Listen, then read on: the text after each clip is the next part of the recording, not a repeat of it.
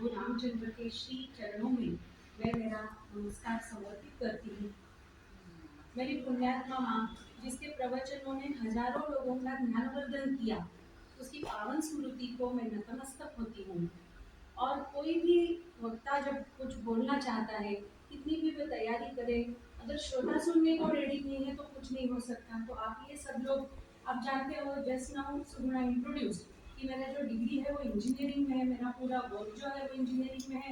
And in spite of that आप मुझे मुझसे कुछ सुनने के लिए यहाँ आए, तो मैं आप सब श्रोताओं को अभिवादन करती हूँ।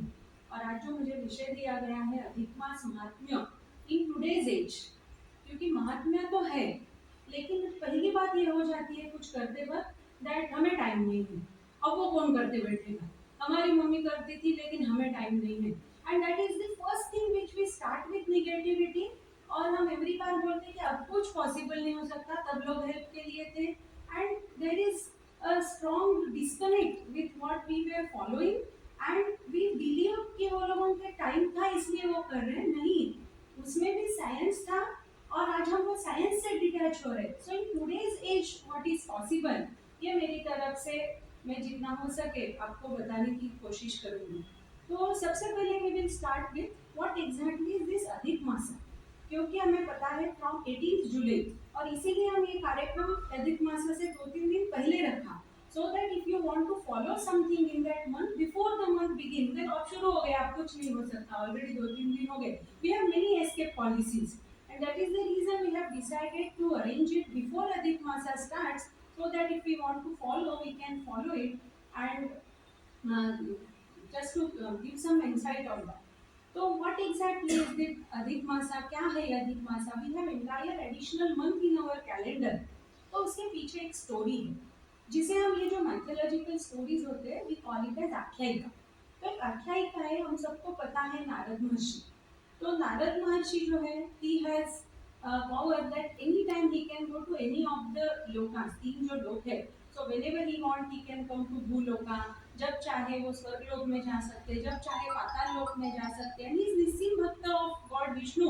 और ये तीनों लोकों में क्या शुरू है, इसकी वार्ता में जाके भगवान विष्णु को देते हैं। एंड जैसे कि लोगों को वार्ता मिलती है according to a higher position, how people works, कि जैसे उनको इंफॉर्मेशन मिलेगी अकॉर्डिंगली वो अपना डिसीजन मेकिंग करते हैं, वैसे गॉड विष्णु को तीनों लोगों की वार्ता मिलती है। अकॉर्डिंगली ही decides what needs to be done for the betterment of all this लोकास। तो भगवान महर्षि नारद जब एक बार भूलोक पे आए, पृथ्वी लोक, and for every month we have one god as its अधिपति। तो वो सब लोग कंप्लेंट करने लगे, there was big complaint from all this gods, अधिपतिज ऑफ दिस मासास, दैट पृथ्वी पे जो है पाप पुण्य का बैलेंस नहीं है। पाप की संख्या दिन ब दिन बढ़ रही है, पुण्य की संख्या कम है। बिकॉज ऑफ दैट इम्बैलेंस पाप का भार ज्यादा होता है। तो पाप का भार बढ़ रहा है, and because of that both imbalance and we are not able to hold this पाप, and we want some place where this can be thrown. And ये वार्ता लेके जब महर्षि नारद श्री विष्णु के पास गए, तब श्री विष्णु ने बोला then we have to find some solution on that. और अगर सॉल्यूशन निकालना है तो हम क्या कर सकते हैं? Okay, every 3 years I will give you an entire month where 1/3 of this पाप from every year we can gather and put in that month. और इसीलिए ये एडिशनल मंथ जनरेट हुआ, और इसीलिए ये महीने को मलमासा कहा जाता है।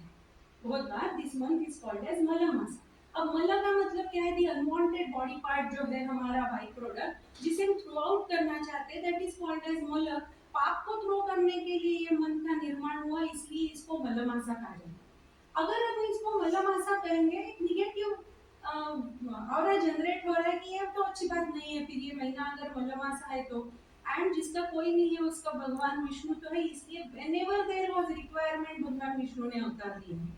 तो भगवान विष्णु ने बोला एवरी मंथ हैज वन अधिपति, लेकिन ये तो एडिशनल मंथ है, उसका कोई भगवान अधिपति नहीं है। That comes once in 3 years, तो मैं उसका अधिपति बनता हूँ, और मेरा नाम ये महीने को जाएगा, ये है पुरुषोत्तम मास। इसलिए इस महीने को ऑल्सो कॉल्ड एज पुरुषोत्तम मास। अब मैं ऐसे स्टोरीज में अगर आपके पास यहाँ बैठ के बताऊंगी तो आधे लोग उठ के जाएंगे यहाँ से और घर जाके हंसेंगे मुझको। या ऐसे हो सकता है क्या कि पाप निकालो, एक महीने में डालो उसको मंथ, और अभी कली युग में अगर है तो भगवान को 1 साल देना पड़ेगा अगेंस्ट एवरी ईयर पाप पुण्य को बैलेंस करने के लिए। तो तो देयर वेर डेज जब लोग साइंस नहीं मानते थे और कुछ पाप पुण्य का हिसाब लगा के भगवान से रिलेटेड कुछ उसके आख्यायिका बना के कन्विंस करते थे उनको। बट नाउ डेज ऐसे स्टोरीज से लोग कन्विंस नहीं होंगे, तो उसके पीछे एग्जैक्ट लॉजिक कुछ होना चाहिए। दैट इज नॉट पॉसिबल कि आप पूरा वन थर्ड उससे ज्यादा पाप हुआ तो कहाँ डालेंगे, ऐसे नहीं हो सकता है टू बैलेंस दैट। तो एक आख्यायिका है कि एक मलमास क्रिएट किया है, but what is the logic that every 3 years we have one additional month in our calendar. तो अब हम उसका एग्जैक्ट क्या है ये अधिक मास हो जाएंगे। Now we know that our earth revolves around itself. So Earth revolves around itself. It takes 24 hours to complete one revolution. जैसे revolution होगी, it takes 24 hours to complete one revolution. वो होता है हमारा 24 hours का एक day and night पकड़ के, right? And while revolving around itself, it revolves around the sun. It takes 365 days for Earth to complete one revolution. एक revolution around sun complete करने के लिए 365 days चाहिए. That is 1 year. Now if you go into more details, it takes 365 days, 6 hours and 9 minutes to complete one revolution. It is not only 365 days, but it is 365 days, 6 hours extra है उसमें. अब ये 6 hours, 6 hours, 6 hours, 6 hours ऐसे 4 साल में बनते हैं 24 hours. That's why every 4 years we have additional day. We follow it as leap year. वो जो 666 आवर्स एक्स्ट्रा है उससे every 4 years we have leap year, जिसमें हम फरवरी में 29 डेज है, 1 day is added because of this 6 hours extra calculation. But रफली we will follow that 365 days of one revolution of earth around sun. इस कालगणना को बोलते हैं सौर कालगणना, solar calendar year, which we call it as English calendar. तो जो नेशनल फेस्टिवल्स है जैसे हम 15 अगस्त, 26 जनवरी ऐसे फेस्टिवल्स मनाते हैं वो इंग्लिश कैलेंडर के हिसाब से, डेट के हिसाब से मनाते हैं, दैट इज सोलर कैलेंडर. और अब इसके साथ हमें पता है कि व्हाइल अर्थ रिवॉल्व्स अराउंड इटसेल्फ, उसके अराउंड हमारा चंद्रमा जो है moon is revolving around the earth. अब अर्थ के अराउंड चंद्रमा जो रिवॉल्व हो रहा है, it takes total 27.5 days to complete that revolution. But if we calculate new moon to new moon calculation, if we do, it takes 29.5 days to complete one revolution. वो होता है 1 month, right? ऐसे 29.5 into 12, 12 महीने अगर हमने निकाले तो वो कैलकुलेशन होता है 354 डेज. इसे बोलते हैं लूनार कैलेंडर, चंद्र कालगणना. तो जो तिथि हमारे एवरीडे चेंज होते हैं and we have entire month, हम उसे हिंदू कैलेंडर बोलते हैं. कोई हिंदी कैलेंडर बोलता है, हम मराठी कैलेंडर बोलते हैं. नाउ ऑनवर्ड्स हमारे ये डिस्कशन में we will call it as Hindu calendar. तो we have English calendar which is based on solar कालगणना, and we have our Hindu calendar which is on lunar kalanana. So we have 354 days in a year in our Chandra calendar and 365 days in solar calendar, solar calendar. So there is a gap of 11 days in it. There is a gap of 11 days in both the calendars. अगर ये ऐसा 11 days का gap बढ़ते गया तो क्या हो जाएगा, हमारा पूरा फेस्टिवल सिस्टम चेंज हो जाएगा. दिवाली आएगी अप्रैल में कभी ना कभी, क्योंकि 11 डेज का गैप चलता ही रहेगा ऐसे करने से.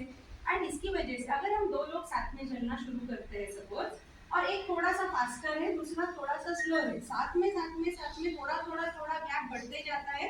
And when it becomes noticeable, क्या करता है आगे वाला थोड़ा सा रुक जाता है टिल द नेक्स्ट पर्सन जो लैगिंग है उसके साथ मैच करने के लिए, एंड वापस वो काउंटिंग शुरू. After some time again because of their speed mismatch again वो गैप बढ़ेगा, अगेन सामने वाला रुक जाएगा. तो ये थोड़ा सा गैप बढ़ने के बाद आप रुकते हो, राइट, सो दैट ये लैग कंप्लीट हो जाए.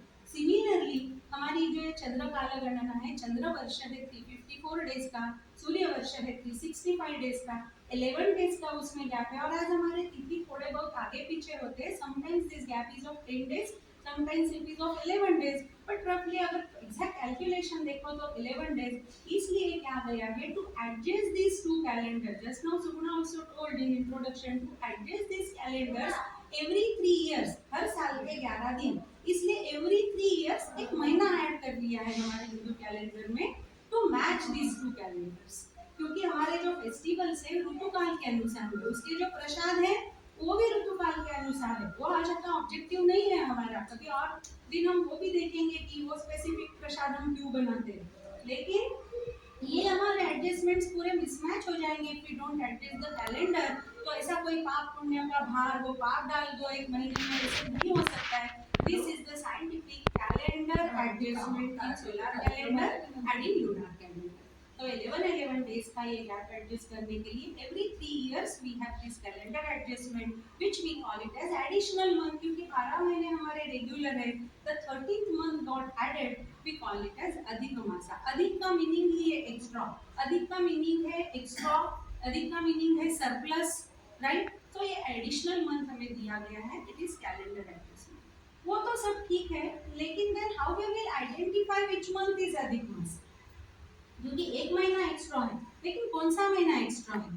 तो ये वापस उसमें एक साइंस है कि वी नो वी हैव 12 राशि, जैसे किसी का मेष राशि है, किसी का सिंह राशि है, किसी का वृषभ राशि है, किसी का कर्क राशि है, इस तरह से वी हैव 12 राशिज एंड एवरी मंथ सूर्य एक एक राशि में प्रवेश करता है। जैसे कि जब सूर्य मकर राशि में प्रवेश करता है, हम मकर संक्रांति मनाते हैं उसे, एंड बिकॉज उस दिन उत्तरायण भी स्टार्ट होता है, we call it as Makar Sankranti, हम उसे सेलिब्रेट करते हैं। इसी तरह एवरी मंथ सूर्य एक एक राशि में प्रवेश करता है, वी कॉल इट एज सूर्य संक्रांति। बट ये तो 13th मंथ है, हमारे पास 13th राशि नहीं है। बिकॉज ऑफ दैट ये महीने में सूर्य किसी भी राशि में नहीं प्रवेश करता है, तो सूर्य का राशि बदल नहीं होता है। तो ये महीने में सूर्य संक्रांति नहीं आती है। तो जो महीने में सूर्य संक्रांति नहीं आती है वो महीना है अधिक मास। So how we will identify which month is अधिक, क्योंकि कभी श्रावण अधिक आता है, कभी भाद्रपद अधिक आता है, कभी अश्विन अधिक आता है। कौन सा महीना अधिक महीना है? द महीना इन विच सूर्य संक्रांति डजंट हैपन, वो महीना हो गया अधिक मास। अब इसको नाम कैसे दिया जाता है? जैसे this year we have Shravan अधिक, जैसे अभी मैंने बोला कभी भाद्रपद अधिक होगा, तो ये श्रावण महीने का नाम फिर इसको कैसे मिला? तो ये अधिक मासा आ रहा है, उसका नेक्स्ट जो मासा आता है रेगुलर में, उसका नाम दिया जाता है अधिक महीने। तो next regular month is Shravan, and because of before that this अधिक मासा has come, so this is called as अधिक श्रावण। और जो नेक्स्ट फॉलो होगा रेगुलर श्रावण, उसको बोलते हैं निज श्रावण। तो इस बार एक महीने का अधिक श्रावण और बाद में रेगुलर श्रावण को बोलते हैं निज श्रावण। ये है अधिक महीना का महत्व, ये है हाउ टू आइडेंटिफाई अधिक मासा। तो इसमें कोई भी माइथोलॉजिकल या अंधश्रद्धा का पार्ट नहीं है, ये है total scientific calculation based on the speed mismatch of your चंद्रकाल गणना एंड सूर्यकाल गणना। और इसके लिए लीप ईयर भी है इंग्लिश कैलेंडर में एंड हमारे हिंदू कैलेंडर में नहीं है। और जो चीजें, जो शुभ कार्य हमें मुहूर्त निकाल के करने हैं, वो मुहूर्त इस महीने में नहीं निकलते, क्योंकि इसमें सूर्य संक्रांति नहीं है। तो शुभ विवाह हो, या बच्चे का मुंडन कराना हो, या किसी का उपनयन संस्कार करना हो, या गृह प्रवेश हो, या वास्तु शांति हो, जो मुहूर्त देख के किए जाते हैं शुभ कार्य, वो ये महीने में नहीं आते। फिर शुभ कार्य नहीं करने हैं तो करना क्या है? आपका रूटीन तो हमें फॉलो करना ही पड़ेगा।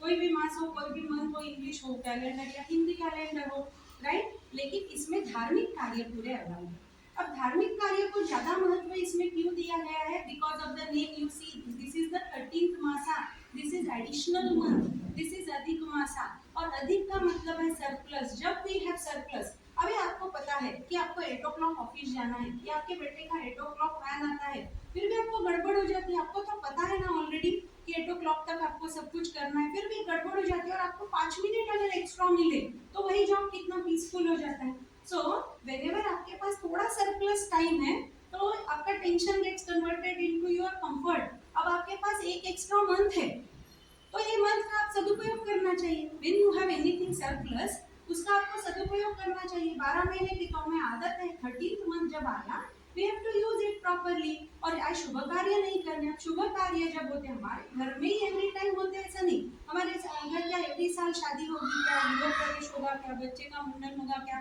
बट कहीं ना कहीं होता है, हम शामिल होते हैं उसमें, and lot of positive energy gets created out of that. और जब ये मुहूर्त नहीं निकलते, एक सामाजिक डलनेस आ जाएगा, वो ना होने वो हो ना, इसके लिए हमने क्या करना है? तो धार्मिक कार्य करने, so that again same energy level we can maintain. और इसमें संकल्प करो, ऐसे बोला गया, इफ यू रीड अधिक मासा का महात्म्य, इसमें हमें बताया गया है कि यू डू सम संकल्प। यू डू सम दाना, और बहुत सारे व्रत बताए गए।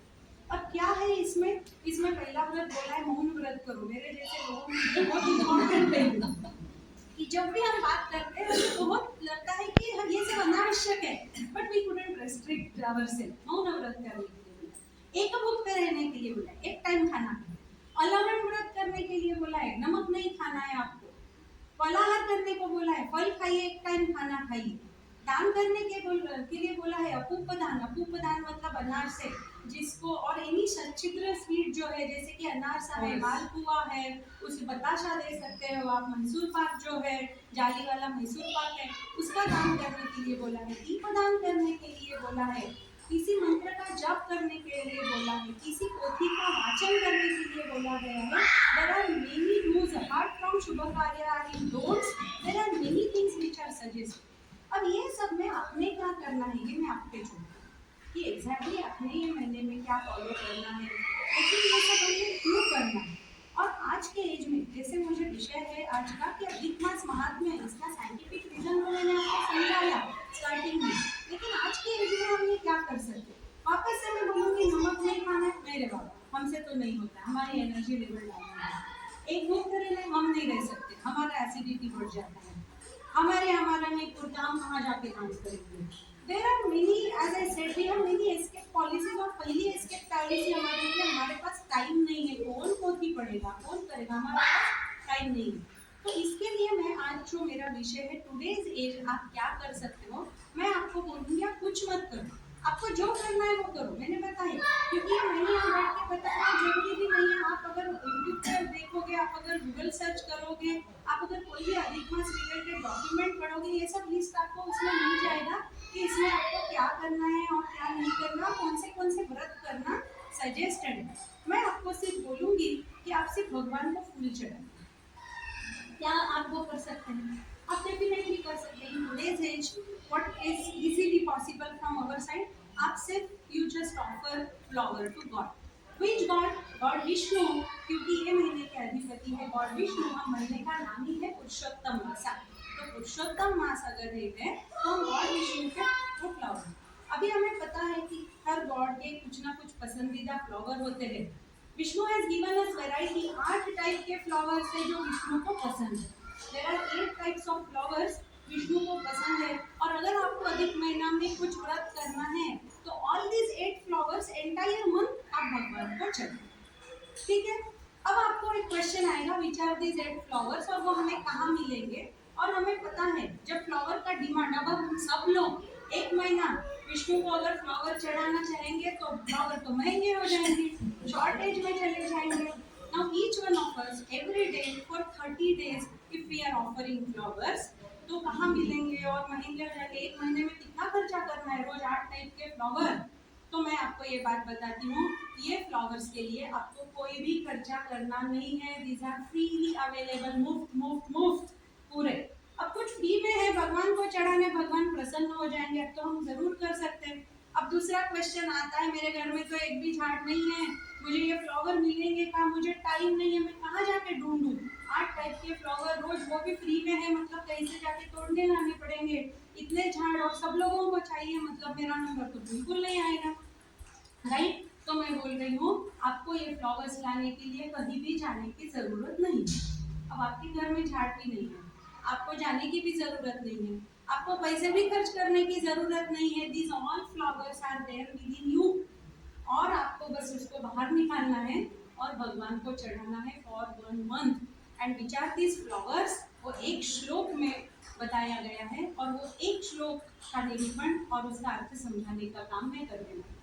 Most of us are aware of this श्लोक। मुझे ये श्लोक पढ़ाया था मेरे पिताजी ने ड्यूरिंग लॉकडाउन, और वो बोले आज का जमाना ऐसा है कि आप सिर्फ धार्मिक कृत्य करके नहीं होगा, आपको कुछ सामाजिक कृत्य करना होगा। और सामाजिक कृत्य जब तक नहीं होता है, जन प्रबोधन जब तक नहीं होता है, ईच अदर के लिए हमारा कंपैशन जब तक नहीं होता है, तो ये कलयुग के इफेक्ट कम नहीं होंगे। और इसलिए ये श्लोक बहुत महत्वपूर्ण है, जिसमें धार्मिक भी कार्य हो रहा है, भगवान विष्णु भी प्रसन्न हो रहे हैं, और सामाजिक कार्य भी हो रहा है। आपने भी ये श्लोक सुना होगा, क्योंकि सुधा मूर्ति जी ने ये एक बार श्लोक बताया था। वो श्लोक है, अहिंसा प्रथमं पुष्पम, पुष्पम इंद्रिय निग्रह, सर्वभूत दया पुष्पम, क्षमा पुष्पम तथैव च, ज्ञानं पुष्पम तपः पुष्पम दानं पुष्पम तथैव च, सत्यम अष्टविधम पुष्पम विष्णोः प्रीतिकरम भवेत्। ऐसे 8 पुष्प ये श्लोक में बताए गए हैं। लास्ट है विष्णु को प्रीतिकरम भवेत्, प्रीतिकर है, विष्णु को बहुत पसंद है, और इसलिए ये 8 पुष्प हमने भगवान को चढ़ाए। तो ये श्लोक का मैं आपको आज अर्थ समझाती हूँ, और अधिक मासा का आप संकल्प लीजिए कि ये 8 पुष्प हम भगवान को चढ़ाएं। कौन सा है प्रथम पुष्प? प्रथम पुष्प है अहिंसा प्रथम पुष्प। पहला पुष्प कौन सा है? अहिंसा। अहिंसा इज नॉन वायलेंस।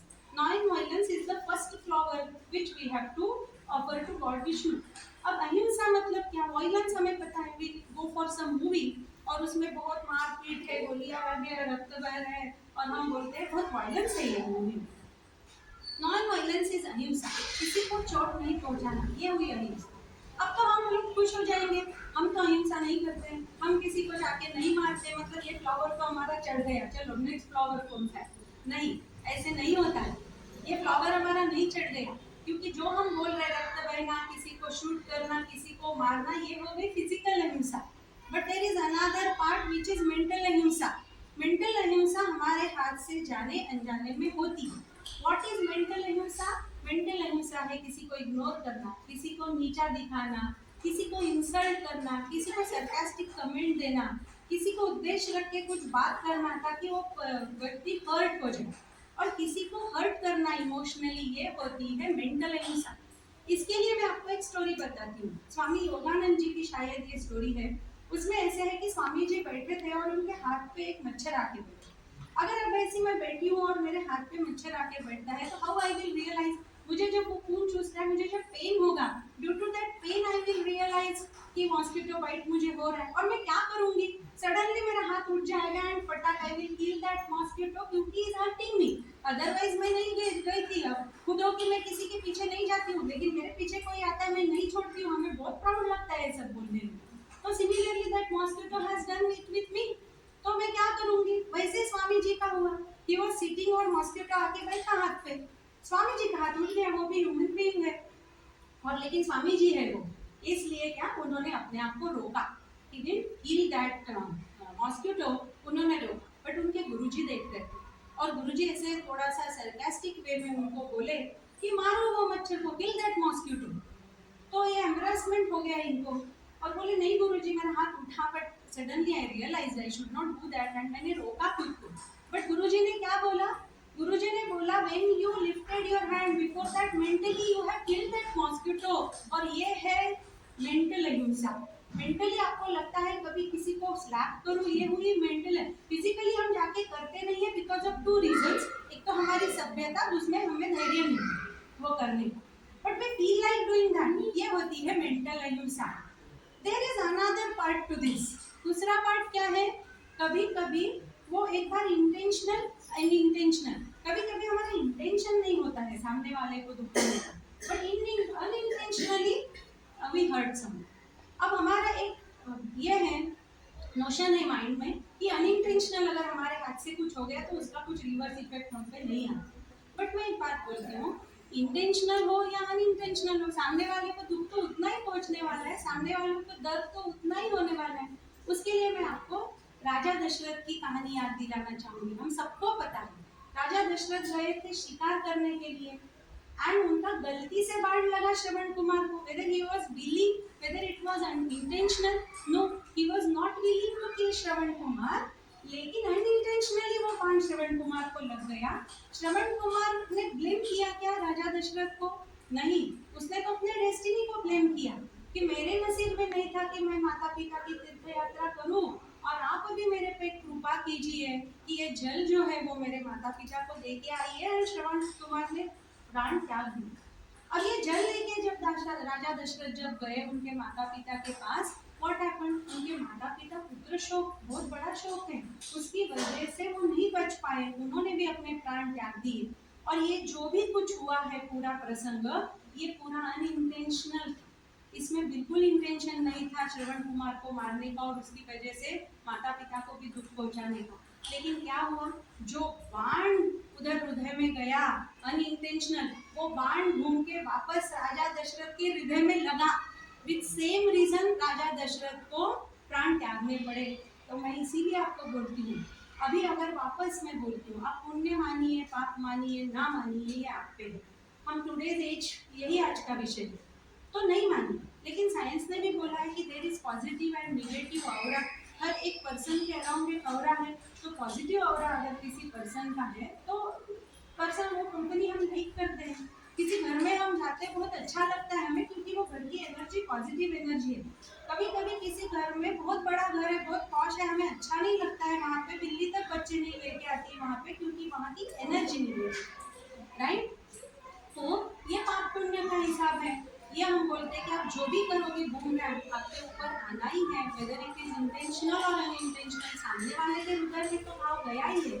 और इसीलिए जो प्रथम पुष्प हम चढ़ा रहे भगवान को, अहिंसा प्रथमम पुष्पम, you should not do any such activity which is hurting someone, और अनइंटेंशनल हो रहा है तो how we are responsible, you have to be extra careful. जब इंटेंशनल में तो आप सोच के कर रहे हो, लेकिन अनइंटेंशनली अगर ये हो रहा है तो you should realize and you should be extra careful. और ये अहिंसा का पहला पुष्प इसलिए श्लोक में बताया गया है, अहिंसा प्रथमो पुष्पम, non violence is the first flower which we are going to offer to God Vishnu. अब हम देखेंगे कौन सा है दूसरा फ्लावर। दूसरा फ्लावर है अहिंसा प्रथमम पुष्पम, पुष्पम इंद्रिय निग्रह। इंद्रिय निग्रह मतलब कंट्रोल ओवर द सेंसेस, हमारे सेंसेस पे हमारा कंट्रोल। आज जो सामाजिक असुरक्षितता निर्माण हुई है, क्यों हुई है वो, क्योंकि पीपल इंद्रिय निग्रह नहीं है, they don't have control over their senses. इंद्रिय निग्रह ना होने के कारण कितने लोगों को फंसाया जा रहा है, क्यों, लालच के चक्कर में। क्यों हो रहा है वो, इंद्रिय निग्रह नहीं है इसलिए हो रहा है। कितने ऐसा नहीं कि सिर्फ गर्ल्स ही फंसाए जा रहे हैं, बॉयज भी पैसे के चक्कर में उनको भी फंसाया जा रहा है, क्योंकि इंद्रिय निग्रह लालच है, ग्रीडी है पीपल, उसके लिए हो रहा है। तो इंद्रिय निग्रह ना होने के कारण एक समाज में अव्यवस्था निर्माण हो रही है, असुरक्षितता निर्माण हो रही है, इम्बैलेंस। वापस हम बोलेंगे हम तो ऐसे नहीं है, ये पुष्प हमारा चढ़ गए, अहिंसा हमारी पहले ऐसे ही देखा, बट हमने बाद में देखा कि नहीं, somewhere we are also doing that. Similarly है आप हम जो अभी सोच रहे हैं वो सब हाई लेवल इंद्रिय निग्रह ना होने के उदाहरण देख रहे हैं, लेकिन छोटी छोटी चीजें हैं जो इंद्रिय निग्रह ना होने के लक्षण है। फॉर एग्जाम्पल किसी भी चीज का मुझे बहुत ज्यादा क्रेविंग है, मैं स्वीट खाए बिना रह ही नहीं सकती, ये भी इंद्रिय निग्रह ना होने का लक्षण है। मैं चाय के बिना रह नहीं सकती, मुझे बार बार चाहिए, ये भी इंद्रिय निग्रह ना होने का लक्षण है। मुझे पापड़ चाहिए, मुझे अचार चाहिए, मुझे ये चाहिए ही चाहिए, मेरे बच्चे को ये चाहिए, मेरे पति को ये चाहिए, मेरा ऐसा मेरा वैसा, वो भी इंद्रिय निग्रह ना होने के ही लक्षण है। In today's age, in our everyday life what we can follow, ये जो आपके क्रेविंग्स है, आपके एडिक्शंस है, वो आपको कट डाउन करने पड़ेंगे, तो आपका सेकंड पुष्प चढ़ेगा विच इज इंद्रिय निग्रह। तो हमने क्या करना है, अब मैंने पहले आपको क्विकली एक लिस्ट बताया कि अधिक मास महात्म्य में क्या क्या डूज एंड डोंट्स बताए गए हैं, व्रत बताए, लेकिन जब हम इसे व्रत का नाम देते हमसे नहीं होता है। लेकिन अब आप जानिए उधर भी वही बताया, लवण व्रत कीजिए, एकभुक्त रहिए, फलाहार कीजिए, कुछ आपकी पसंदीदा चीज का त्याग कीजिए, ये है इंद्रिय निग्रह। इंद्रिय निग्रह होने से क्या होता है, इंद्रिय क्या होगा चाय छोड़ने से, क्या होगा स्वीट छोड़ने से, क्योंकि कुछ भी जब हम करना चाहते हैं हमारा एक बेसिक क्वेश्चन होता है इससे मुझे क्या मिलेगा, मेरा फायदा क्या है। बट ये इंद्रिय निग्रह ऐसी चीज है, हमें पता है ऑलरेडी कि दिस इज नॉट गुड, मेरा मोबाइल पे बहुत टाइम जा रहा है, मैं यूट्यूब शॉर्ट्स देख रही हूँ जिसमें से कुछ नहीं मिल रहा है, अटेंशन स्पैन कम हो रहा है, आंखें दर्द हो रही है, sometimes we go for taking some rest for some time and we waste that time by laying down and watching mobile. We are aware of this, that this is not good, but still we are not able to control. Why we are not able to control, because we don't have control over our senses.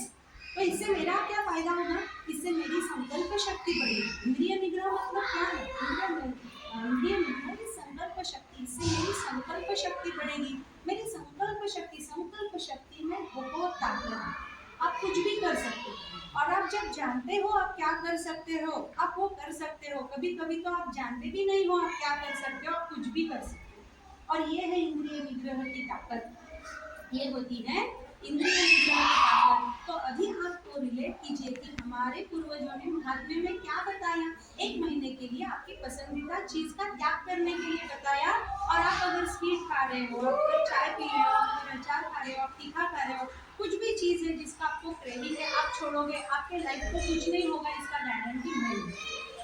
And second thing, ये सिर्फ त्याग करना है कि इंद्रिय निग्रह का, ऐसे नहीं है। आप कुछ ग्रुप संकल्पना कर सकते हो, आप कुछ इंडिविजुअल संकल्पना कर सकते हो कि मैं कुछ जप करूंगी, कोई पोथी वाचन करूंगी, किसी स्तोत्र का पठन करूंगी, ये भी इंद्रिय निग्रह ही थी कि कुछ करने की संकल्प शक्ति रखना, ये भी इंद्रिय निग्रह होने का एक लक्षण है।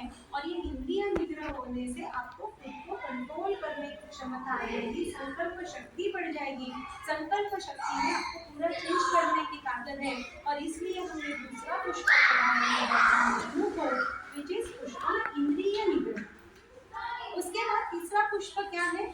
सर्वभूत दया पुष्प। तीसरा पुष्प है सर्वभूत दया पुष्प। सर्वभूत दया। अब भूत का मतलब क्या? भूत मतलब भूत प्रेत पिशाच नहीं, भूत का मतलब है एवरी बीइंग, क्रिएचर, जो भी निर्माण हुआ है सृष्टि में उसे भूत बोलते हैं। And compassion about those creatures is called as भूत दया।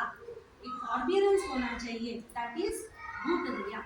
तो सर्वभूत दया पुष्पम, सब क्रिएचर के लिए एक दया भाव रखना, वो हो गया तीसरा पुष्प, दैट इज सर्वभूत दया पुष्प। अब क्या है ये सर्वभूत दया पुष्पम, हम कैसे कर सकते हैं? भूत दया मतलब किसी भी प्राणी मात्र की दया।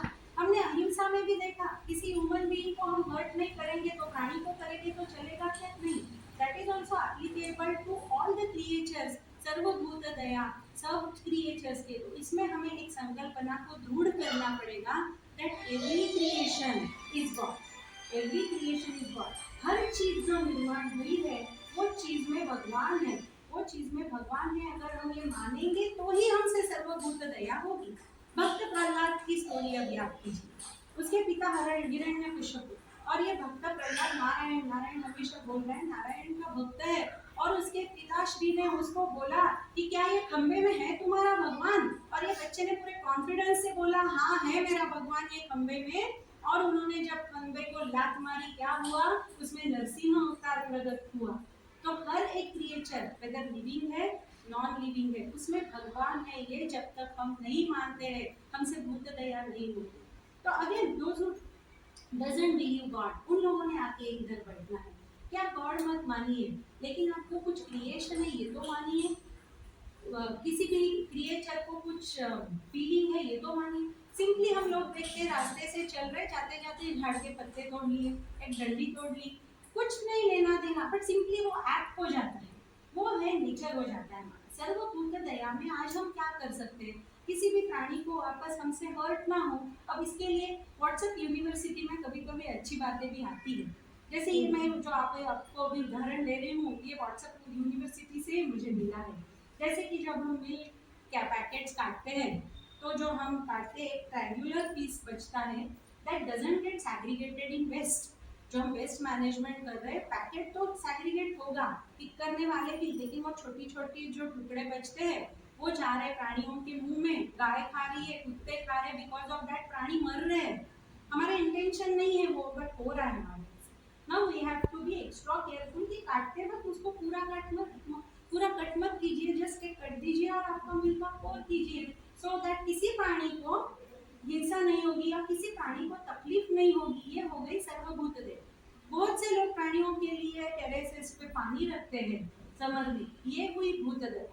आजकल डिस्पोजेबल प्लेट बहुत यूज होते हैं कि वो हमारे घर में सामान नहीं चाहिए, हमें हमारे घर में अनावश्यक लगता है हमें वो, और हमें लगता है डिस्पोजेबल प्लेट्स वो डिग्रेडेबल है, लेकिन इट टेक्स सेवरल मंथ्स उसको डिग्रेड होने में, और उसके ऊपर जो सिल्वर लेयर लगा हुआ है वो डिग्रेड नहीं होता। एज फार एज पॉसिबल हमें उसका यूसेज कम करना चाहिए, तो वो हो गई सर्वभूत दया। हमने देखे थे पिक्चर्स, लोग मास्क थ्रो कर रहे हैं और बर्ड्स के पैरों में वो लटक रहे, तो वो काट के आप थ्रो करो, ये हो गई सर्वभूत दया। जो जो मेरे से हो सके ताकि किसी प्राणी मात्र को मेरे से हानि ना हो, ये हुई सर्वभूत दया। और क्यों है वो? क्योंकि हर प्राणी मात्र में भगवान का रूप है। किसी प्लांट को अनावश्यक तरीके से आप किसी भी क्रिएचर, कौन सा भी क्रिएशन, उसमें भगवान है ये मानिए। और जब तक हम भगवान का कॉन्सेप्ट नहीं जोड़ते हैं, लोग चेंज नहीं होते, और इसलिए ये है भूत दया। अदरवाइज भूत मतलब क्या? Creature. Compassion about the creature is सर्वभूत दया, और इसलिए ये तीसरा पुष्प है। अब ये जो मैं आपको पुष्प बता रही हूँ इसका एक मैजिक देखिए। सर्वभूत दया का पुष्प अगर आप चढ़ाओगे तो ये आपको संकल्प करना पड़ेगा कि now onwards I will be very careful. आपकी निग्रह शक्ति ऑटोमेटिकली आ गई। जो सेकंड फ्लावर है वो इसके साथ उसका सबसेट हो गया, और ये करोगे तो पहला पुष्प जो अहिंसा का वो भी ऑटोमेटिकली आ। तो 8 फ्लावर हमसे नहीं होगा, कोई जरूरत नहीं है। एक करोगे तो ऑटोमेटिकली दूसरे भी उसके साथ आ जाएंगे, और ये है इन फूलों का मैजिक। तो ये तीसरा फ्लावर हमने गॉड को ऑफर किया। We are offering this third flower to God Vishnu which is सर्वभूत। अब श्लोक आगे क्या बोलता है? क्षमा पुष्पम विशेषतः, चौथा पुष्प है क्षमा। और इसमें और श्लोक अच्छे से देखिए, क्षमा पुष्पम विशेषतः, विशेष पुष्प है क्षमा। तो पहले 3 पुष्पों को विशेष नहीं बोला था, लेकिन अब बोला है क्षमा पुष्पम विशेषतः। क्षमा मतलब फॉरगिव, किसी को माफ कर दीजिए। अब वो माफ करने के लिए सामने वाले ने माफी मांगनी तो चाहिए, नहीं मांगेगा सामने वाला, आप ही दिल से उसे माफ कर दीजिए। अब मैं इधर रेफरेंस देती हूँ गौर गोपाल दास जी। उन्होंने बोला है, मैंने मेरी जिंदगी को कुछ इस तरह आसान कर लिया, किसी से माफी मांग ली तो किसी को माफ कर दिया, और अपनी जिंदगी को आसान कर लिया। उन्होंने बोला अब आपका अगर किसी भी चीज से, क्योंकि wherever there is violence there is separation, because of दो चीज एक सेपरेशन आ जाता है। और वो सेपरेशन आ गया एक बार की, वो छोटी सी हेयर क्रैक है ना, उसकी बड़ी दरी बनने में टाइम नहीं लगता। वो एक बार ऐसा सेपरेशन आ गया तो फिर आगे कौन जाएगा? हमारा ईगो भी हमें अलाउ नहीं करता है। उसमें भी उन्होंने बोला है अगर रिश्ते सुधारने के लिए आपको झुकना पड़े तो झुक जाओ। फिर हर बार मैं ही क्यों करूं? तो यस, हर बार आपको ही करना पड़े तो रुक जाओ, कोई बात नहीं। लेकिन आप दिल से किसी को माफ कर सकते हो, फॉरगिव कर सकते हो। और आप एक बार ये एक्टिविटी करके देखो कि किसी के साथ अगर आपकी बातचीत नहीं है, जस्ट हाय बोल के देखो, जस्ट जाते वक्त हैंड से बाय करके देखो। किसी का साथ आपका फोन कॉल नहीं है, एक मैसेज करके देखो। एंड सामने वाले भी इतने बुरे नहीं होते हैं। आप एक स्टेप आगे बढ़ाओगे तो सामने वाला भी एक स्टेप आगे बढ़ेगा, और आप कितना हल्का महसूस करोगे ये आप खुद को एक्सपीरियंस करना पड़ेगा। और इसलिए बोला है ये क्षमा पुष्प विशेषतः, ये पुष्प विशेष है, क्योंकि आपको लग रहा है you are favouring someone else but you are favouring yourself. जिसका फायदा है वो आपके ऊपर का बर्डन कम हो जाएगा, क्योंकि no one can clap by one hand, ताली एक हाथ से नहीं बजती। और इसलिए आपकी जिंदगी को आप आसान कर लो, किसी को माफ कर दो तो किसी से माफी मांगो। और आगे जाके उन्होंने, वापस से मैं उन्हीं का रेफरेंस देती हूँ, ये सब करने के लिए उन्होंने एक शब्द का एक मंत्र दिया है, वो है वेट।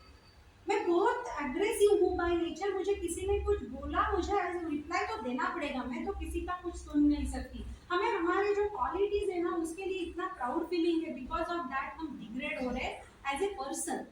तो फिर मुझे करना ही पड़ेगा, करो जरूर करो, बट एक मंत्र लो, वेट, अभी मत करो, 5 मिनट बाद करो। तो 5 मिनट बाद जो आपका एग्रेशन है ना वो ऑटोमेटिकली कम हो जाएगा। हमें भी बचपन में 10 काउंटिंग पढ़ाया था स्कूल में कि आप 10 तक गिनो, अगर आपको गुस्सा आया। क्या है वो? तो 10 तक गिनो मतलब क्या है कि आपका वो उतने 10 सेकंड में जो वो टेम्परामेंट है वो ऑटोमेटिकली सडन रिएक्ट होने की जरूरत नहीं है एवरी टाइम। अब रिएक्ट होना है तो वो थॉटफुल प्रोसीजर करो उसको।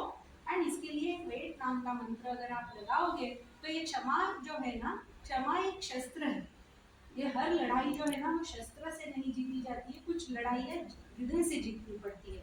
और ये क्षमा नाम का जो शस्त्र है वो आप इस्तेमाल कीजिए। और इधर तो श्लोक में बोला है ये पुष्प है, ये पुष्प आप भगवान को चढ़ा रहे, भगवान के लिए तो हम तैयार है करने के लिए। तो ये क्षमा पुष्प आप चढ़ाइए। You are not favouring anyone, you are favouring yourself, और इसीलिए ये पुष्प को विशेष पुष्प कहा।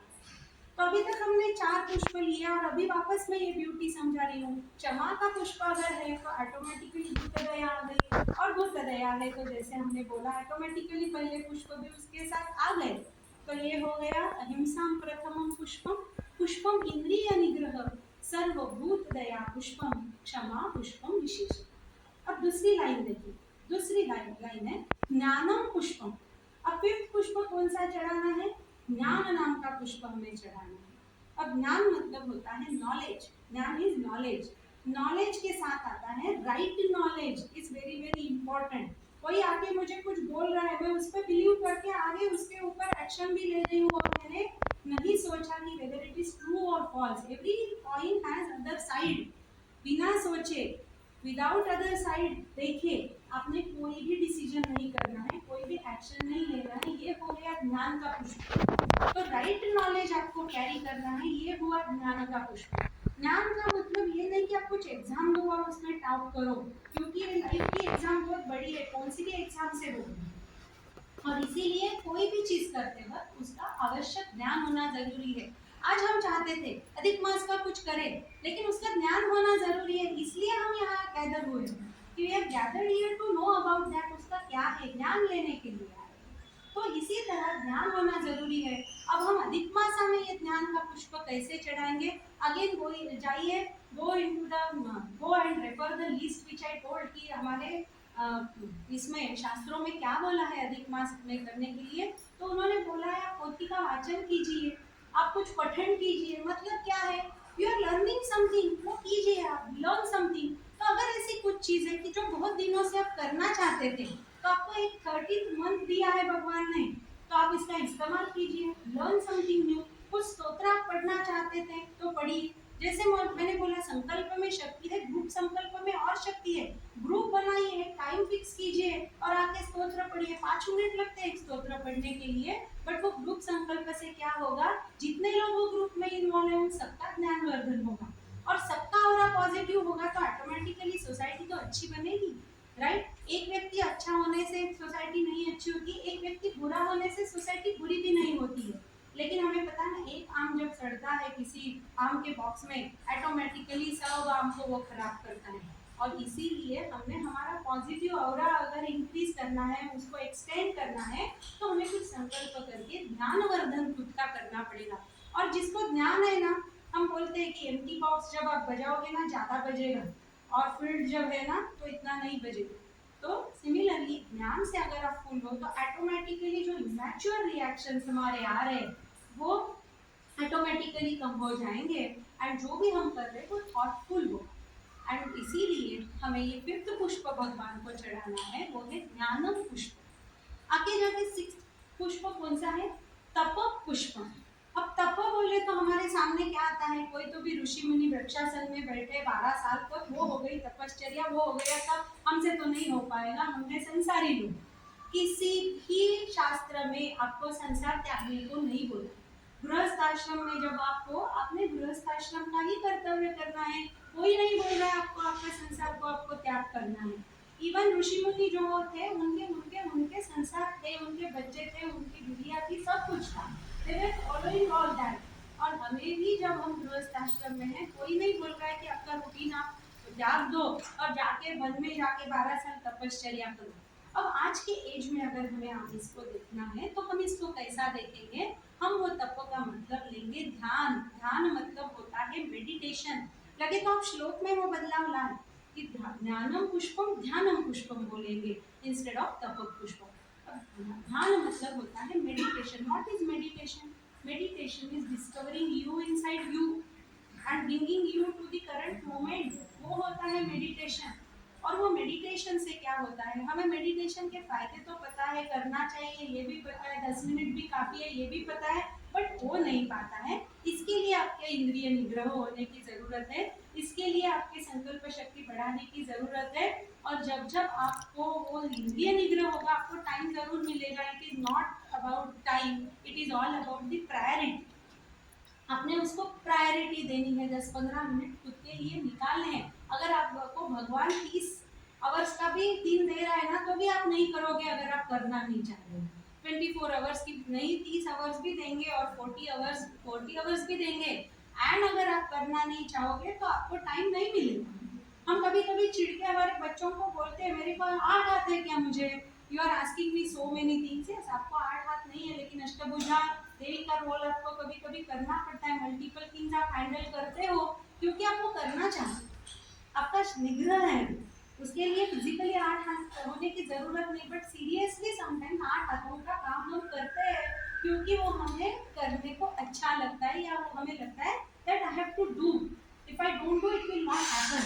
Similarly, for myself, who should do something? For myself, I should only do something. मैंने नाम रक्षा के वक्त भी बोला था, मेरे पेट में दर्द है तो मुझे ही गोली लेनी पड़ेगी। दूसरे किसी के पेट में दर्द है तो दूसरे को लेनी पड़ेगी, किसी और के बिहाफ में गोली नहीं ले सकती हूँ। इसी तरह किसी और के बिहाफ में संकल्प नहीं कर सकती हूँ, राइट? तो ये कौन सा पुष्प है हमारा? तप पुष्पम। हमें मेडिटेट करना है। और अगर मेडिटेट करना है मतलब क्या करना है, इससे क्या फायदा होगा? हमें पता है इससे बीपी कंट्रोल होता है, इससे एंजाइटी कंट्रोल होती है, इससे हमारा कंसंट्रेशन लेवल बढ़ता है, इससे हमारे मूड स्विंग्स कंट्रोल में आ जाते हैं, वो सब हमें पता है। अब आप एग्जांपल लीजिए, किसी भी स्पिरिचुअल गुरु का एग्जांपल ले लीजिए जो पॉपुलर है। You need not follow everyone. वो जया किशोरी जी देख लीजिए, क्या ग्लो है चेहरे पे। अब आप बोलोगे लेडी है, वैसे भी यंग है और थोड़ी मॉडर्न है लिविंग में, इसलिए ग्लो हो सकता है चेहरे पे। तो बीके शिवानी देख लीजिए, वो तो सिंपल है, व्हाइट बाल हो गए, फिर भी स्किन में क्या ग्लो है उनके। छोड़िए, श्री श्री रविशंकर जी का एग्जांपल ले लीजिए, क्या चमक है उनके चेहरे पे। अब भी ड्यू रिस्पेक्ट टू गुरु जी, मैं क्षमा चाहती हूँ उनका उदाहरण देने के लिए, लेकिन उनको अगर हम थोड़ा सा ध्यान से देखेंगे तो उनका कॉम्प्लेक्शन थोड़ा डार्कर साइड में है। और अगर आप इंडिविजुअल फीचर्स उनके नोटिस करोगे तो ऐसा नहीं कि हिरण जैसी आंखें हैं, गरारा सुंदर नाक है, ऐसा कुछ नहीं है इंडिविजुअल फीचर्स। लेकिन क्या चमक है आंखों पे, क्या ग्लो है उनके स्किन पे। लाखों लोगों को उनको फॉलो करने की इच्छा हो रही है, मैग्नेटिक पावर है उनमें। कहाँ से आई है सब पावर? कहाँ से आई उनमें ये सब पावर? ये है मेडिटेशन का इफेक्ट, ये है जो अंदरूनी उन्होंने ही हैज डिस्कवर्ड हिमसेल्फ, और उसकी वजह से लोग उनको फॉलो कर रहे हैं। अदरवाइज वो स्किन कॉम्प्लेक्शन और फीचर्स का शार्पनेस ये सब उनको भगवान ने नहीं दिया है, लेकिन फिर भी ग्लो है उनके, जो उन्होंने खुद के कुछ जो शक्ति अंदर से बढ़ाई है उससे आया है। एंड दिस इज एक दो उदाहरण मैंने दिए, लेकिन ऐसे बहुत सारे आप उदाहरण दे सकते हो कि जो लोग सक्सेसफुल होते हैं, जो लोग दूसरों का ज्ञानवर्धन करते हैं, जो लोग कार्य करते हैं, वो दिखने में कैसे भी हो वो अच्छे दिखते हैं, और वो लोगों के चेहरे में आंखों में एक अलग चमक होती है। और वो चमक जो है ना किसी भी फेशियल से नहीं आएगी, कौन से भी फेयर एंड लवली से नहीं आएगी। वो अंदर की ताकत है जो आपको जगानी पड़ेगी, और वो उसके लिए जो 10 मिनट आपको निकालने हैं उसके लिए आपको निग्रह करना पड़ेगा। तो ये जो पुष्प है तप पुष्प, या अगर हम उसको बोल रहे ध्यानम पुष्पम, और ये कैसे होगा ये सब हमें ऑलरेडी पता है। You will say that Ashwini what new you are telling, हमें ऑलरेडी ये पता है, सबको पता है। लेकिन इसके लिए हमें क्या करना पड़ेगा? इसलिए 3 चीजें हैं, वो है साधना, सेवा और सत्संग। आपने साधना करनी है, जो आपकी एवरीडे प्रैक्टिस है उसे साधना बोलते हैं। जब साधना अच्छी होती है तो ऑटोमेटिकली आगे आपको इफेक्ट मिलेगा। उसके लिए ग्रुप साधना और भी इफेक्टिव होती है, इसलिए मैंने बोला आप संकल्प कीजिए, ग्रुप बनाइए। उसके बाद है सेवा, दूसरों के लिए कुछ कीजिए। क्षमा भी एक पुष्प है जो खुद के लिए है, यू आर फेवरिंग योरसेल्फ, और वो कीजिए। और सत्संग, you have to be in good company because man is known by company, हमें ये पता है। बट गुड कंपनी मतलब क्या?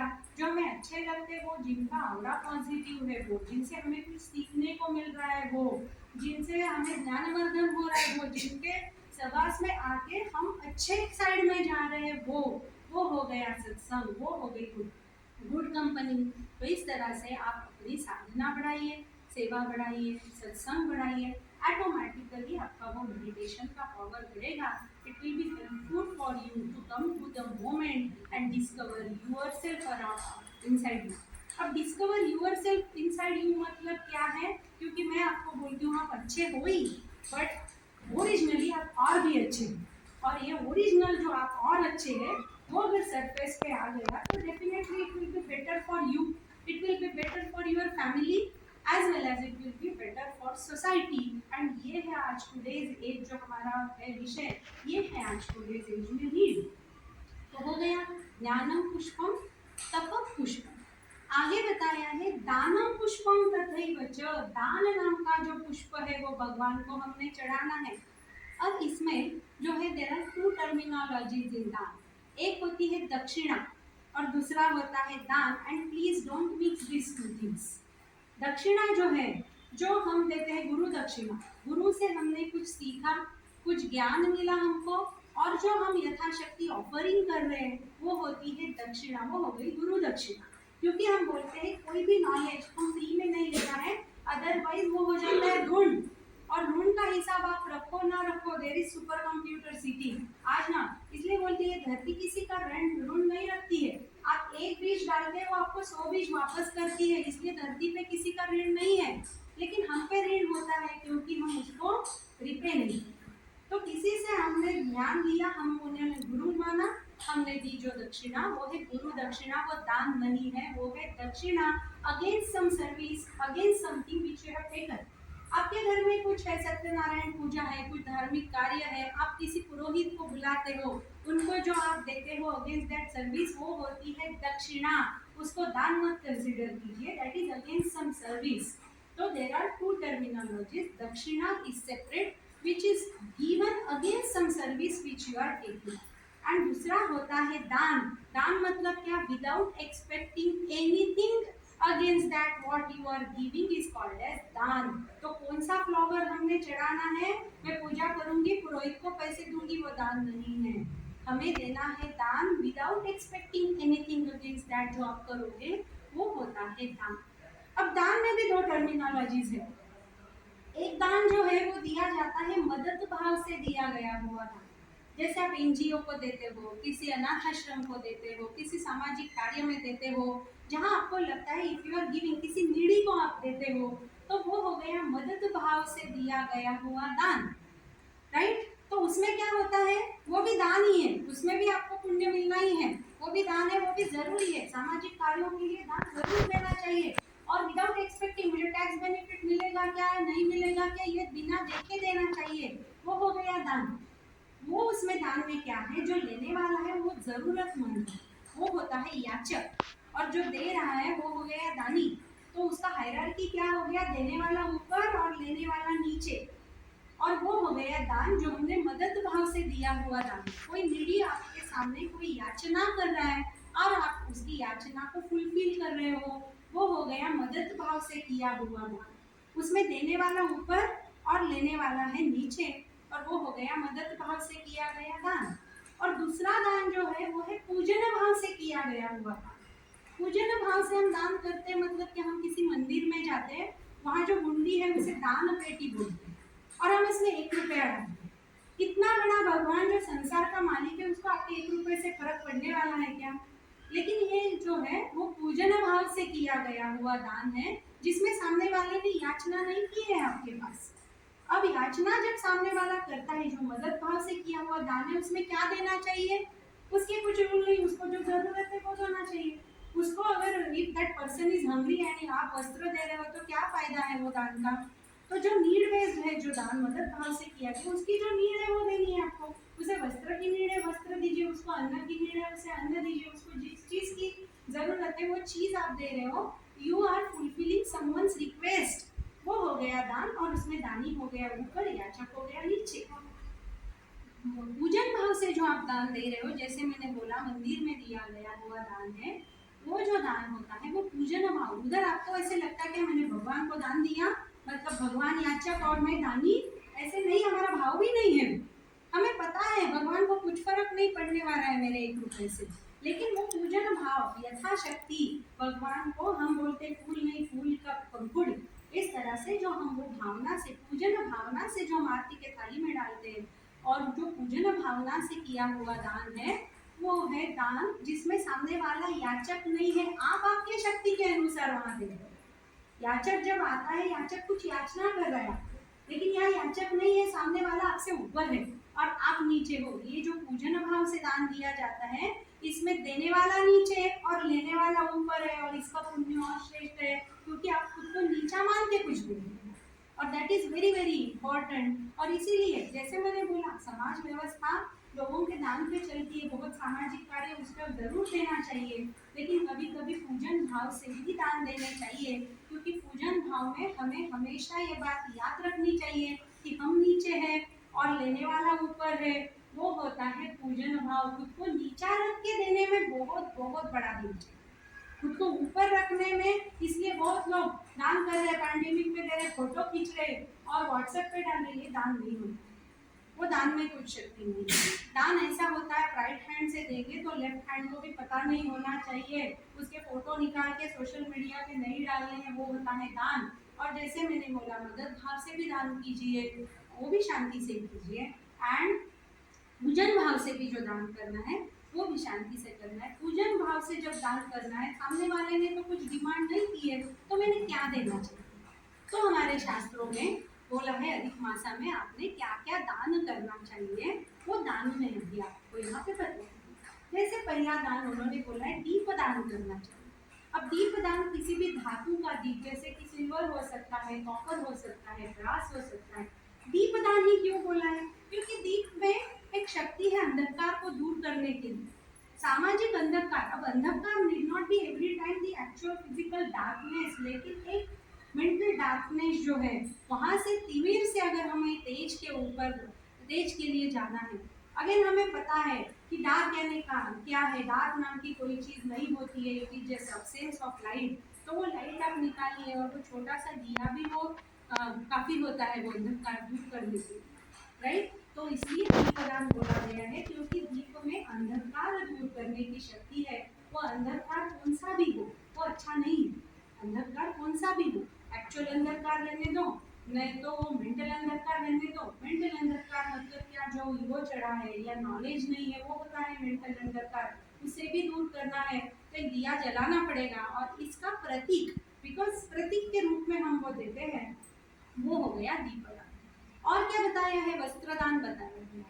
अब वस्त्रदान तो डेफिनेटली लज्जा रक्षण के लिए इसका उपयोग होता है और इसीलिए वस्त्रदान करना बहुत अच्छा माना जाता है।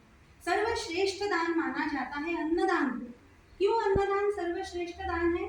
क्योंकि एक मैं आपको एग्जांपल देती हूँ, अगर मैं जाऊँ ज्वेलर शॉप में जाऊँ 1 ग्राम गोल्ड खरीद के, 1 ग्राम गोल्ड खरीद के मैं लाती हूँ और किसी को पूजन भाव से वो मैं दान देने वाली हूँ, और क्या होगा, मैंने किसी को दिया, वो लोग क्या बोलेंगे, क्या अश्विनी 1 ग्राम गोल्ड दिया मुझे, इसको क्या कमी है, 1 ग्राम में क्या आएगा, एक ईयरिंग भी नहीं आएगा, एक अंगूठी भी दे के देना ही था तो 2 ग्राम को भी देना था। सामने वाला तृप्त नहीं होता है उससे, मेरे 7,000 गए, सामने वाला तृप्त नहीं हुआ। लेकिन अन्नदान ये ऐसा दान है जो सच में पेट भर गया तो वो सच में बोलता है बस बस हो गया, अभी नहीं चाहिए। सीरियसली वो जो तृप्ति आती है वो पूरी दिल से आती है, सामने वाला बोलता है नहीं I can't even eat one more bite. और इसलिए जो एक्चुअल दान आप दे रहे हो, सामने वाला सच में पूरी दिल से तृप्त हो रहा है, और इसलिए अन्नदान को सर्वश्रेष्ठ दान माना गया। लेकिन एक संस्कृत सुभाषित है, उसमें बोला गया है कि अन्नदान सर्वश्रेष्ठ दान तो है ही, लेकिन उससे भी श्रेष्ठ दान है विद्यादान।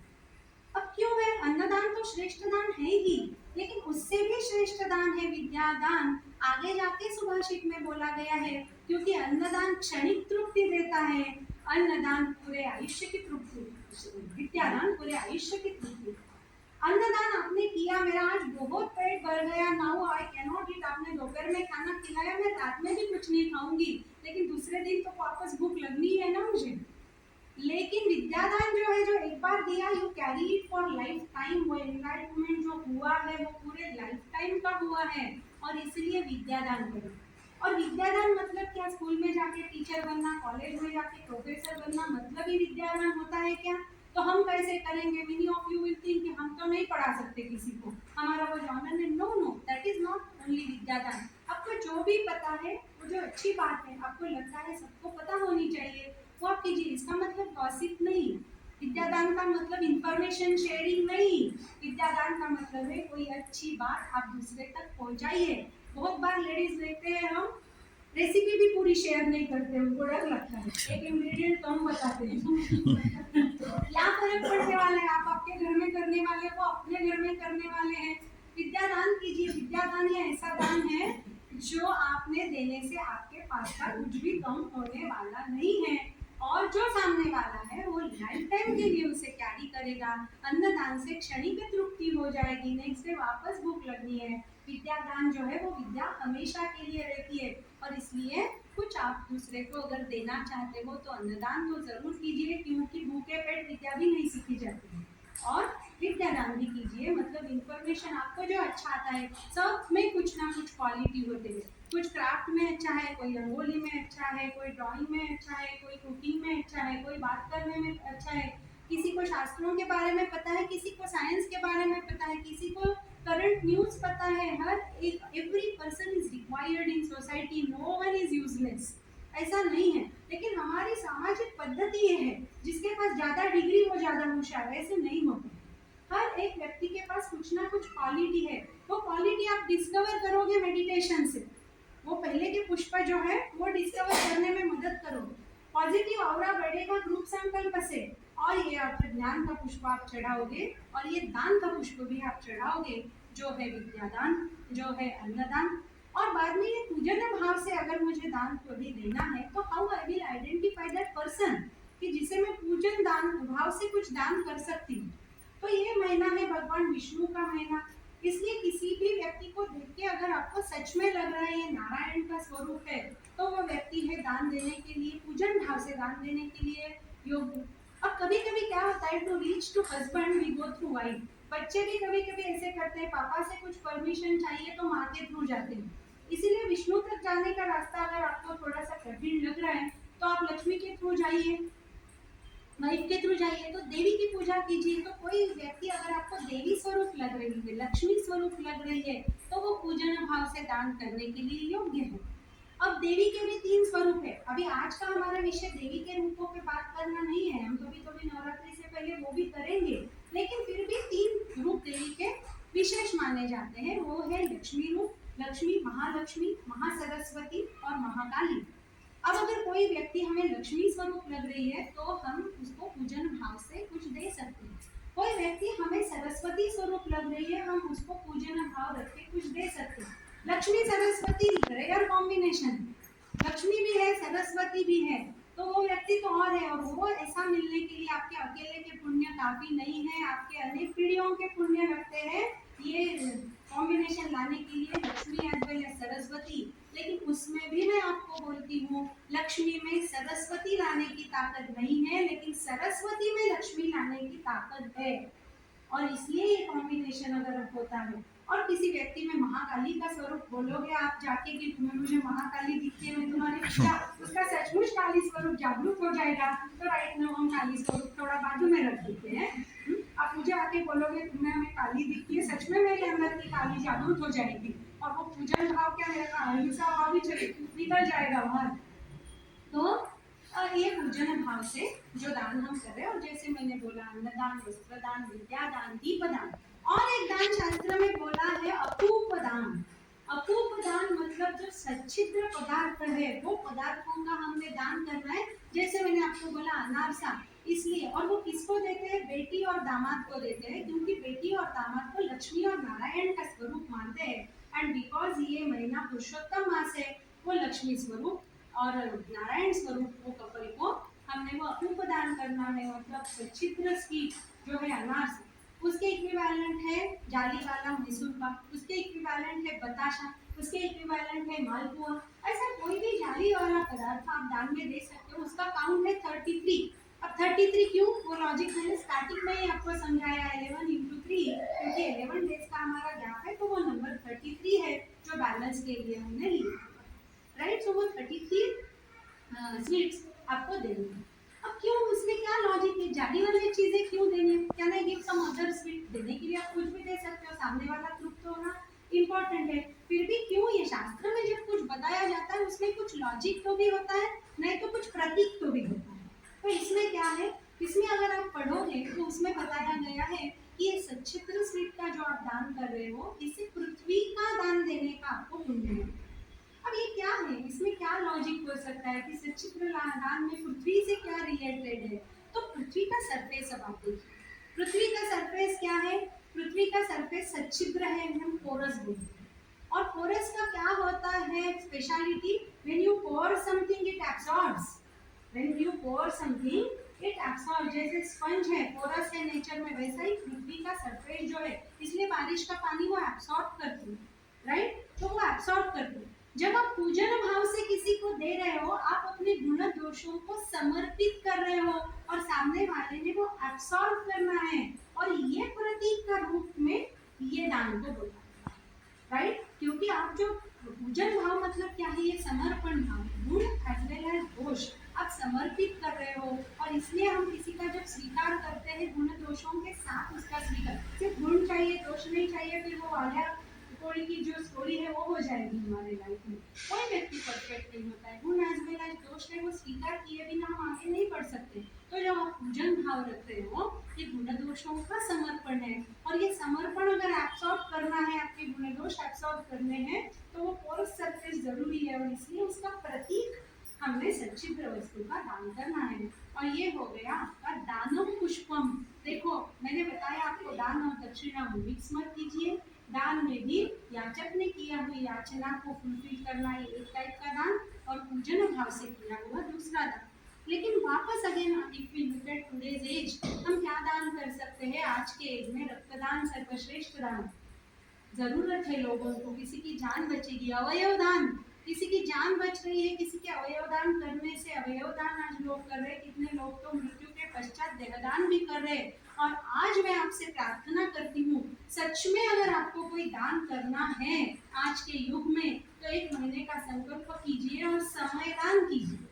क्योंकि लोगों के पास पैसों की कमी नहीं है, टाइम की कमी है, हमारे पास टाइम नहीं है। दूसरों के लिए थोड़ा टाइम निकालिए, monthly once, weekly once, daily जाके आप कुछ सामाजिक कार्य कीजिए। नहीं करने वाले लोग हैं, हमें भी करना चाहिए, हमारी संकल्प शक्ति धीरे धीरे दृढ़ करके हम वो भी करेंगे। लेकिन टू बिगिन विथ अगर कुछ करना है तो वीकली वंस एक समय दान करना चाहिए। कुछ सामाजिक कार्य के लिए 1 घंटा निकालिए वीकली वंस और कुछ कार्य कीजिए। समय दान ये आज के युग की हर कोई अपने अपने जीवन में इतना व्यस्त है, बिकॉज ऑफ दैट लोग इतने सेल्फ सेंटर्ड हो गए हैं। एंड आगे जाके हम बोलते हैं कि हमें नेक्स्ट जनरेशन अगर अच्छी बनानी है तो सिर्फ बताने से नहीं होगा बच्चों को, बच्चे आपको फॉलो करने वाले हैं। आप क्या कर रहे हो बच्चे देखते हैं, उनका सबकॉन्शियस माइंड वो रीड करते रहते हैं। तो सिर्फ बच्चों को बताने से बातें नहीं होती है, दे फॉलो यू। और इसलिए आप कुछ कीजिए, समाज के लिए कुछ कीजिए, ताकि वो उसके मन में, बच्चे के मन में आगे जाके भी ये जो होगा वो आज तो इफेक्टिव होगा ही आपका संविधान, लेकिन आगे जाके भी वो इफेक्टिव होगा और वो इफेक्टिवनेस सस्टेनेबल रहेगा। और इसके लिए आज के युग में आप जो जरूरत है वो कीजिए, वो है समयदान जरूर कीजिए। और ये सबसे महत्वपूर्ण पुष्प वो है दानम पुष्पम। 7 पुष्प हमने चढ़ाए और 8वां पुष्प इजी पुष्प है, लेकिन फॉलो करने में सबसे डिफिकल्ट सत्यम पुष्प। कभी कभी क्या होता है, टू कवर हम झूठ बोल देते हैं, लेकिन सत्य जो है उसके लिए आपकी मेमोरी बहुत वीक है तो भी चलता है। असत्य का अगर आप साथ दे रहे हो तो आपको बहुत याद रखना पड़ता है, तब मैंने क्या रीजन बताया था, अब मैंने क्या रीजन बताना है, आपको याद रखना पड़ता है। अदरवाइज लोगों को समझ जाता है जो आपने बोला वो असत्य था। इसीलिए 8वां पुष्प जो आपको बताना है वो है सत्य बताना है, मतलब भगवान को ऑफर करना है, दैट इज सत्यम पुष्पम जो है। तो दानम पुष्पम तथैव च, और हमने शुरू किया ज्ञानम पुष्पम तप पुष्पम दानम पुष्पम तथैव च सत्यम अष्टविधम पुष्पम। सत्यम अष्टविधम 8वां पुष्प जो है वो सत्य, सत्य का साथ और सबका विकास, हमें टैगलाइन बना देंगे, सत्य का साथ देना, जो भी करोगे उसमें सत्य होना चाहिए। और सत्य का अगर आपको साथ देना है तो आपको राइट नॉलेज होना जरूरी है। राइट नॉलेज अगर आपको जरूरी है तो आपको पेशेंस से काम लेना पड़ेगा। और इसीलिए मैंने बोला ये पुष्पों का स्पेशलिटी यही है, आप जैसे आगे आगे आगे बढ़ रहे हो श्लोक में, आपको पता चल रहा है ये पीछे के पुष्प अपने आप आ रहे हैं उसके साथ, और वो एक एक पुष्प आप चढ़ाना चाह रहे हो, लेकिन ये पुष्पों की माला है पूरी, और ये श्रृंखला आपके अंदर है जो जस्ट आपको बाहर निकालनी है एंड विष्णु को चढ़ानी है। तो आपका पुष्प है सत्य, ये सत्य का पुष्प हम विष्णु को चढ़ाएंगे। लास्ट लाइन बोलती है सत्यम अष्टविधम पुष्पम विष्णु को प्रीतिकरम भवेत। ये 8 पुष्प जो है विष्णु को प्रीतिकर है, प्रीतिकर मतलब विष्णु को पसंद है। अब विष्णु का महीना है, विष्णु को पसंदीदा फ्लावर, जैसे मैंने बोला you need not go somewhere, you need not pay for that, it is within you. और ये पुष्प जब आप चढ़ाओगे क्या होगा, आप जो भी हो अच्छे ही हो, उससे भी अच्छे आप बनते जाओगे। अब इसमें एक बड़ा क्वेश्चन आएगा कि आप पूछोगे कि ये तो सब अच्छे क्वालिटीज है, धीरे धीरे आएंगे, एकदम नहीं आएंगे, उसके लिए संकल्प शक्ति करना पड़ेगा, संकल्प शक्ति हमारा बढ़ाना पड़ेगा। लेकिन आप बोलोगे अगर ये सब कुछ अच्छा करना है, वाई ओनली अधिक मासा, 1 महीने के लिए क्यों करना है ये, और बाकी 12 महीने कुछ भी करो और अधिक मासा में ये सब फॉलो करो, ऐसे होगा क्या? तो क्यों अधिक मासा के लिए? अधिक मासा एक निमित्त है। साइंस भी बोलता है कि anything which you follow for 21 consecutive days become your habit. 21 consecutive days के लिए जब आप कुछ फॉलो करते हो वो आपका हैबिट बन जाता है। हम तो 33 डेज फॉलो करने वाले हैं, तो automatically it will become your habit. वो तो दया का एक बार आपको हैबिट हो गया, आपको एक महीना अधिक महीना हो गया, बाद में भूल गए, ऐसे होगा क्या? ऑटोमेटिकली वो हैबिट पड़ा है आपको कटिंग का, वो भी पड़ जाएगा, नॉट कटिंग द पीस, और ऑटोमेटिकली इट बिकम्स हैबिट। तो एक महीने का आप संकल्प लीजिए, 12 महीने उसके साथ मुफ्त में आ जाएंगे। और इससे मुझे क्या मिलेगा, ये एंड में हमारा क्वेश्चन हमेशा रहता है। ये सब तो हम कर लेंगे, दूसरों के लिए कितना करना, फाइनली हमारे लिए भी तो कुछ करना पड़ेगा। ये सब जो है ये सब आपके लिए ही है। भगवान को कुछ नहीं चाहिए इसमें से, भगवान आपको भर भर के देगा। और इसलिए अधिक से अधिक फलम, ऐसा अधिक मास का वर्णन किया गया है। जो भी आप उसके अधिक मास में करोगे उसका अधिक से अधिक फलम, आपको अधिक फल मिलेगा। कितना अधिक मिलेगा?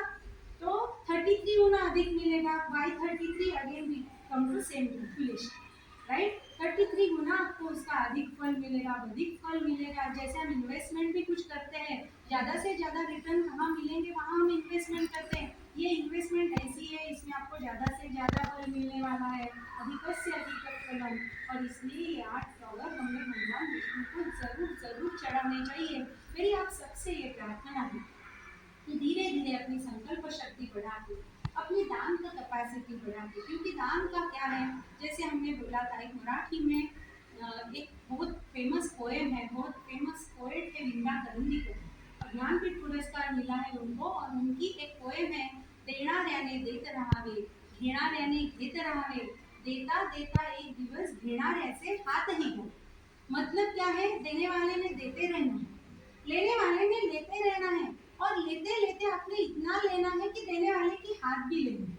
अब ये कैसा हो गया, ऐसे कैसे कोई जो बोल रहे देने वाले के हाथ ले लो, देने वाले के हाथ ले लो, इसमें बहुत गर्वितार्थ है। आपके हाथ देने वाले बन जाएंगे, आप देने वाले के हाथ लो, मतलब आप देने वाले बन जाओ। लेते लेते एक दिन आप देने वाले के हाथ लो, मतलब देने वाले के हाथ आपके हाथ होने चाहिए। आपके हाथ में जितना आता है उतना आपके लिए आवश्यक है, और उसके ज़्यादा जब आपके पास हो जाता है वो आपका डायरेक्शन ऐसा होना चाहिए। ये मैंने आपको रामायण में भी बोला था। तो सेम थिंग, कि डायरेक्शन जब ऐसा हो जाता है ऑटोमेटिकली ये जो इंटरनल हैप्पीनेस है। अब ये हम बोल रहे हैं कि आपको अधिक फल मिलेगा, हाउ आई विल रियलाइज? मैं इंश्योरेंस करती हूँ, अधिक फल मुझे मिलता है, मुझे पता चलता है, I can see that benefit. अब इधर तो ये वापस अंधश्रद्धा हो जाएगी कि अधिक महीने में जो भी करोगे आपको 33 गुना रिटर्न्स मिलेंगे। We speak in numbers, we don't believe all these stories. ठीक है, don't believe all these stories, we will speak in numbers. आपको 33 गुना रिटर्न मिलेंगे हम बोल रहे हैं, कैसे? तो आपने कुछ किया, सपोज पकड़ लो आपके बच्चे को बहुत अच्छे मार्क्स मिले, 95% मार्क्स मिले, आपको बहुत खुशी हो जाती है। आप स्वीट्स डिस्ट्रीब्यूट करते हो, आप लोगों को मैसेजेस करके बताते हो, आप स्टेटस में डालते हो। क्या हुआ? आपको एक सेटिस्फैक्शन मिला। सेटिस्फैक्शन क्यों मिला? क्योंकि आपका एक्सपेक्टेशन कंप्लीट हुआ। आपने कुछ एक्सपेक्टेशन रखा था बेसिक, और वो फुलफिल हुआ। वो एक्सपेक्टेशन फुलफिल हुआ, इसके लिए आपको सेटिस्फैक्शन हुआ। वो satisfaction is the stage of happiness जो आप डिस्ट्रीब्यूट करना चाहते हैं। That we distribute our happiness, मतलब क्या है? That is the state of satisfaction, and state of satisfaction is nothing but fulfillment of our expectation. अब प्रभु रामचंद्र ने भी बोला है, आप एक्सपेक्टेशन फुलफिल करने जाओगे स्पेशली इंद्रियों का, तो कभी नहीं होगा। It is as good as you are filling the filter with the water, वो नहीं होगा। लेकिन वही बात पकड़ लो, आपके बेटे को कम मार्क्स मिले, वो किसी सब्जेक्ट में फेल हो गया, आप स्टेटस में डालोगे क्या? आपका एक्सपेक्टेशन फुलफिल नहीं हुआ, आप छुपाओगे ये बात लोगों से। क्यों? क्योंकि this is not the thing which is to be spread. और ये क्यों आप अनहैप्पी हो?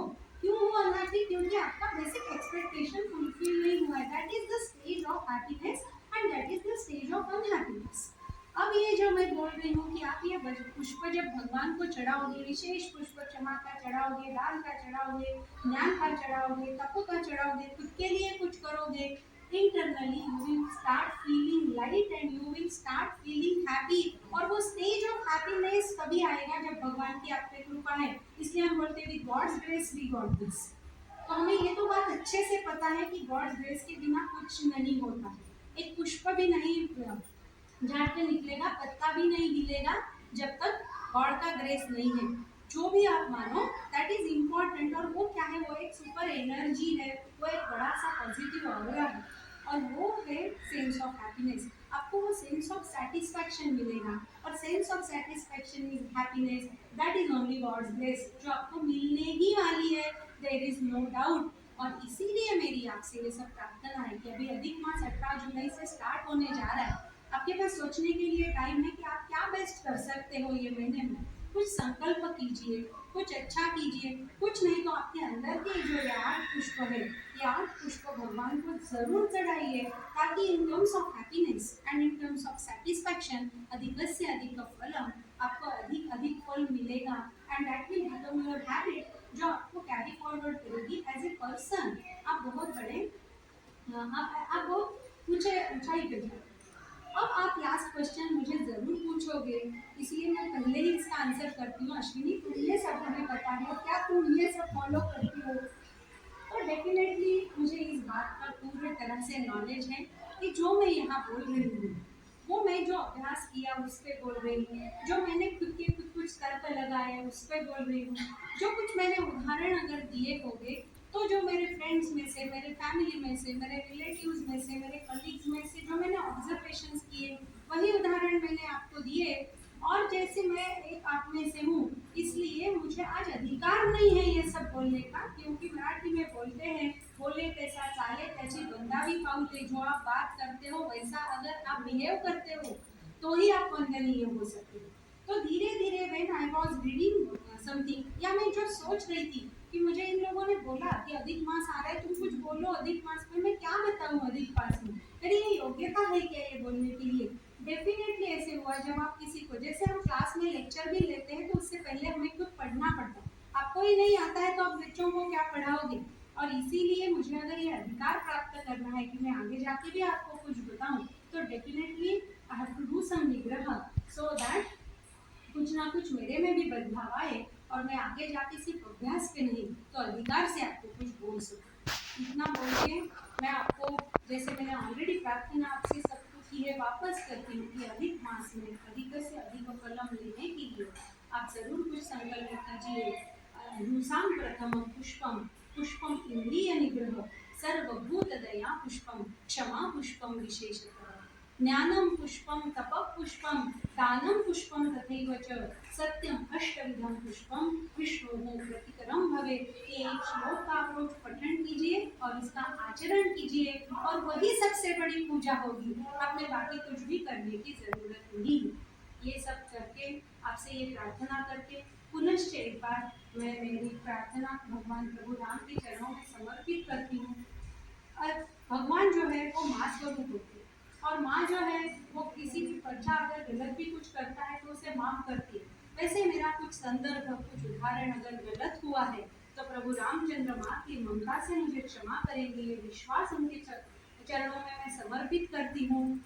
पुनश्च एक बार मेरी पुण्यात्मा माँ का मैं स्मरण करती हूँ और मेरी वाणी को मैं यहाँ विराम देती हूँ। धन्यवाद। मुझे यहाँ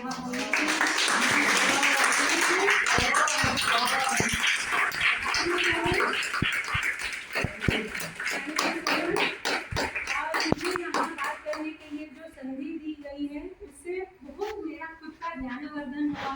आई started reading in some direction. मैं कुछ व्हाट्सएप मैसेज भी पढ़ रही थी तो मैं कुछ एग्जांपल ढूंढ रही थी उसमें can I relate it somewhere, क्योंकि पूरा अधिक मास व्रत वैकल्य पे मैं 1 घंटा क्या बात करूं ये मेरे पहले। और मुझे मेरे पिताजी की याद आई दैट ही टोल्ड अभी सिर्फ धार्मिक करके नहीं होगा, सामाजिक करना पड़ेगा।